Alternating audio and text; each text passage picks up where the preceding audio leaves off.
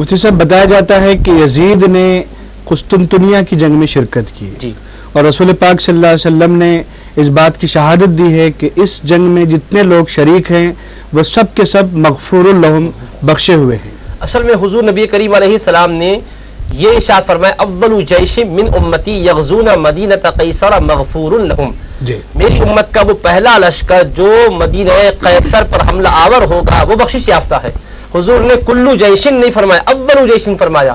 اور تمام کتب تاریخ کو کھنگالنے کے بعد جو حقیقت مترشح ہوتی ہے وہ یہ ہے کہ یزید مدینہ قیصر کے پہلے حملے میں شریک نہیں ہوا تھا، وہ بعد میں گیا تھا. اور بعد میں بھی کیسے گیا؟ علامہ ابن اثیر کی تاریخ کامل پڑھیں اور علامہ ابن کثیر کی البدایہ والنہایہ پڑھیں. آپ دیکھیں تو تاریخ میں یہ حقیقت بالکل واضح ہے کہ پہلے جانے کے لیے تیار نہیں تھا. حضرت امیر معاویہ نے اس کو بھجانے کے لیے بہت کوشش کی لیکن وہ ہیلے بہانے کیا، فتثاقل وعد اللہ، وہ عذر پیش کیا اور تساہل برتا. اس کے بعد والد نے کہا ٹھیک ہے رک جاتے ہیں، چھوڑ دیا اس کو. سفیان بن عوف رضی اللہ عنہ کو امیر جیش بنا کر روانہ فرما دیا.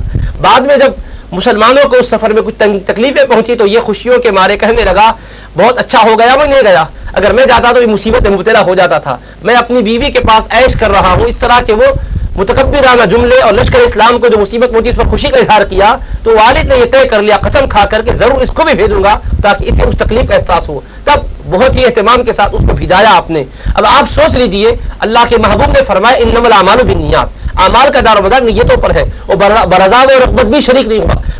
پہلے لشکر میں نہیں گیا، جو جب بھی گیا اس میں بھی رضا و رغبت کے ساتھ نہیں گیا. اور جبکہ اعمال صالحہ پر قبولیت اسی وقت ملتی ہے جس میں اخلاص اور حسن نیت ہو. اور پھر اس کے ساتھ اس کے کردار کو بھی دیکھو.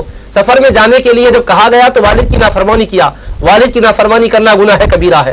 لشکر اسلام کو مصیبت پہنچی تو وہ اس پر خوشی کا اظہار کیا. مسلمانوں کی تکلیف پر خوش ہونا یہ ایک گناہ کبیرہ ہے. پھر اس کے بعد عیش و عشرت کا اظہار کیا اور طرب و سرود کی محفلیں منعقد کیا جبکہ مسلمان تکلیف سے گزر رہے ہیں. یہ تیسرا گناہ ہے. پھر جب والد نے بھیجا تب با طیب قاطب نہیں گیا بلکہ تنگی دل سے گیا. تو اب ظاہر سی بات ہے کہ اس طرح سے وہ بھی پہلے لشکر میں نہیں بعد کے لشکر میں گیا تو کیا اس کے لیے فضیلت، کیا اس کے لیے اجر مل سکتا ہے؟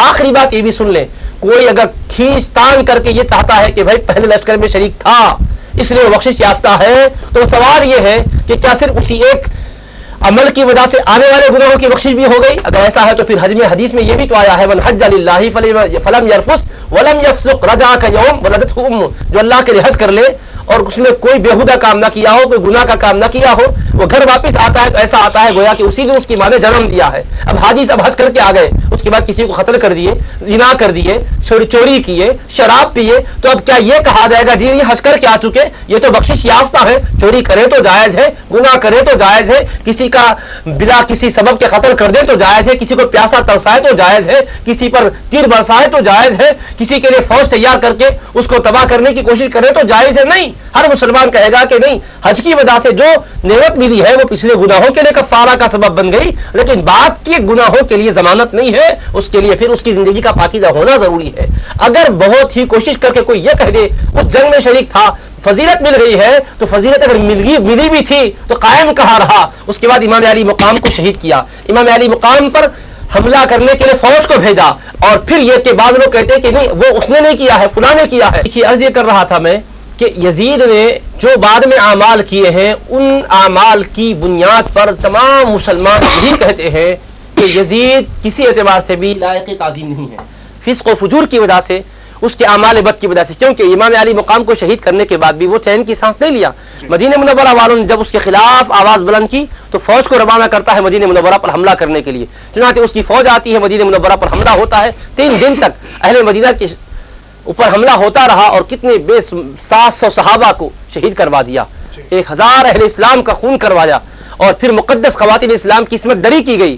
اور اللہ کے محبوب کی مسجد میں استغفر اللہ اس کے درندے داخل ہوتے ہیں اور سواریوں کی لیج سے مسجد کی مقدس سرزمین کو ملوث کیا گیا. اس کے بعد جب خبر ملتی ہے مکہ مکرمہ میں بھی اس کے خلاف آواز بلند ہو رہی ہے تو پھر اہل مکہ پر حملہ کرنے کے لیے فوج کو بھیجتا ہے. اس کی ناپاک فوج مکہ مکرمہ پر حملہ کرتی ہے، پتھر برساتے ہیں جس کے نتیجے میں خانہ کعبہ کا غلاف جل جاتا ہے.